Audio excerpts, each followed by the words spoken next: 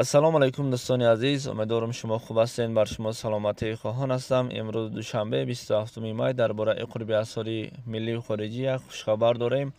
$100 برابر به 1081 سومانی و همچنین 100 یورو برابر به 1172 سومانی.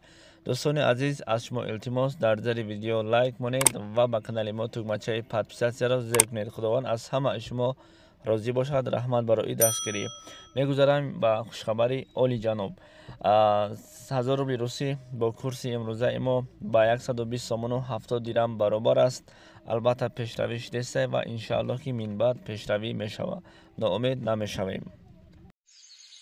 برای شفا و طبابت دردهای شما شرکت داروهای گیاهی پیشنهاد میکند سمیوون برای آنهایی که لاغر هستند و میخواهند وزن بگیرند. ام پلوس اپیمدیوم گردش خون را خوب نموده برای همخوابگی نیرو میبخشد. ملهم پیگمنتا برای بیماری های پسریاز و سفید شوی پوست. بینداکس برای ریزانیدن کرم های معده و روده. میناکسیدیل برای سبزانیدن موی سر و ریش.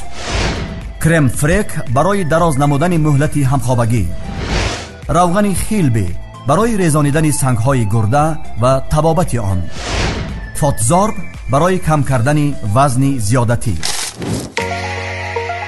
دسترس نمودن داروها به تمام شهرهای روسیه و جمهوری تاجیکستان به طور رایگان.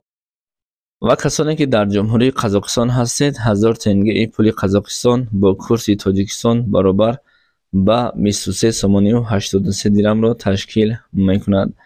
و کسانی که در جمهوری ترکیه کار و فعالیت دارند، 100 لیره ترکی برابر به 37 سومن و 1000 لیره ترکی برابر به 377 سومن و 12 درم را تشکیل میکند. خاطر رسان میکنیم لایک و ابونه شدن را فراموش نکنید.